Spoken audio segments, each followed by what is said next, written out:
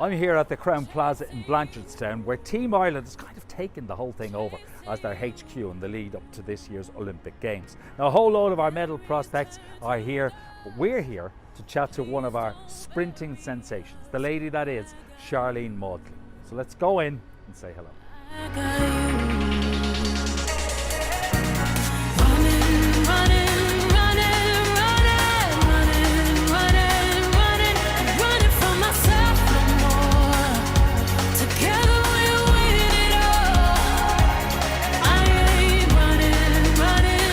Well, great to see you.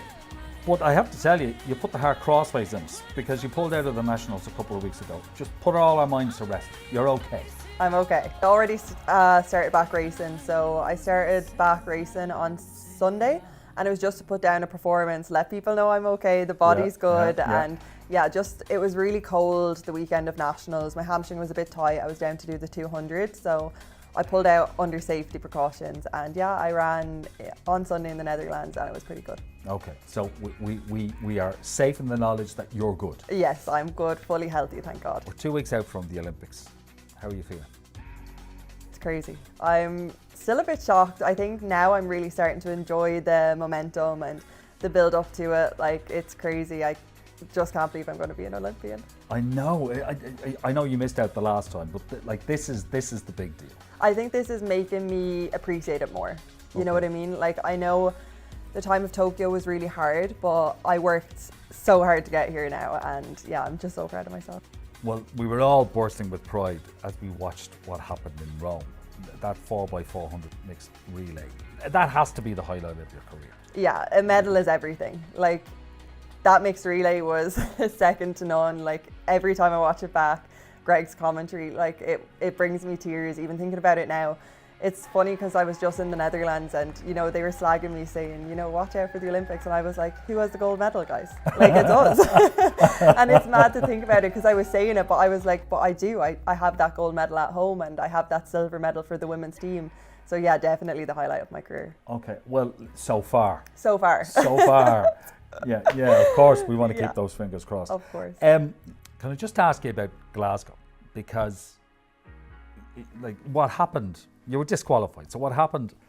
It was very, very harsh. So how do you feel about that? And has that been kind of your motivation to drive you on?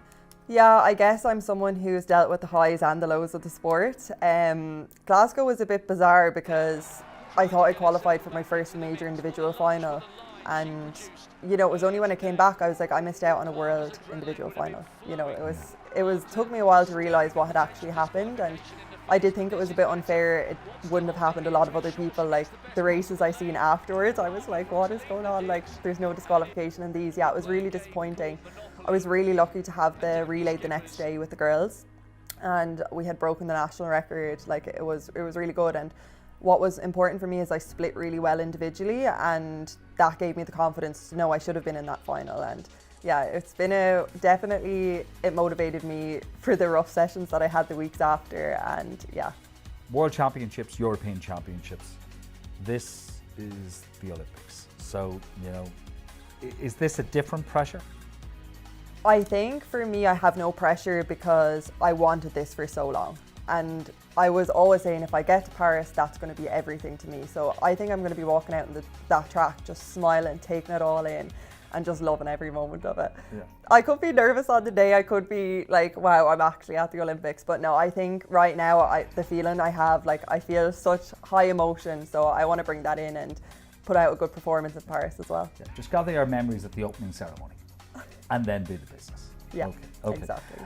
Well, you get into your teenage years, and we know what teenage years are like. Now, you had your studies, you still had your athletics, but you had other distractions. So you were kind of starting to shy away from the sport.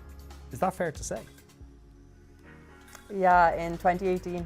Yeah, I went to university, started partying a little bit too much. I enjoyed my first year, and I nearly hung up the spikes. I had left my coaches at the time.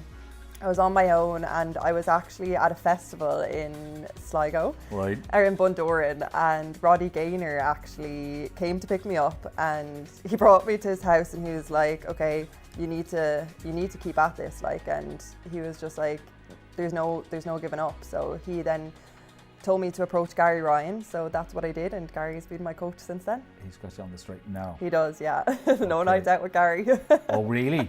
No, he's okay. He knows I'm disciplined, but I think since 2018, I remember it was the summer and everyone was in Berlin. I felt that European Championships, everyone seemed to be there, and I was sitting at home on my couch watching it, and I was thinking, okay, maybe the nightlife wasn't really like long lasting. So yeah, I ended up taking it a bit more serious. So ever since that, I kind of had the discipline to know, you know, my competitors aren't doing it, so I need to not do it as well. Okay, all right. So that's been tempered a little bit. There are many little Charlenes who might be watching us, you know, who somebody was your role model, you're somebody else's role model. So what's your advice to anybody who might be watching us as they're setting out? Just to stick at it, because I was never any good when I was younger. I just enjoyed it. I loved going down to the running field. I say the running field, it was or the back of our school. Like, I just enjoyed it. I loved going with my friends. Just stick to one person. I was cutting every corner possible. Don't get me wrong, but yeah, just stick with it, because you'll truly find what you love eventually. Like, I always told people I will never run the 400. I was like, that is way too long, and here I am now running it, and I'm going to be running it at the Olympic Games. So it's crazy. And you went back to your school with your medals. I did. That must have been really sweet for you. Yeah, that was the only thing I did since Rome. But just to show the kids, like, I remember when I was in that primary school, and we used to have Shane McGrath and Conor O'Mahony, two tip former hurlers. They used to come to the school, and I remember, you know, you would have this tiny sheet of paper and you would ask them to sign it. And that's what the kids had for me this time, and letting them wear the medals and things like that. I think that's really inspiring for little kids, because I remember it when I was younger. You know, I have the little Hurley sign. I don't even play hurling or camogie, but I still have that little Hurley sign in my bedroom. So it was so lovely for me to be able to go back to my school and just see the pride on everyone. Like, they support me so much. It was honestly the nicest thing ever. And, you know, watching all the support that came out to me for the relay on that the day of the women's relay, which I had no clue about, was so lovely to show their support. It's amazing. Okay, well, let's hope that when September comes, you'll be heading back to your primary school with another medal, an Olympic one. Fingers crossed. Fingers, legs, eyes, everything's Everything. crossed. Great to see you, and best of luck in Paris. Thank you.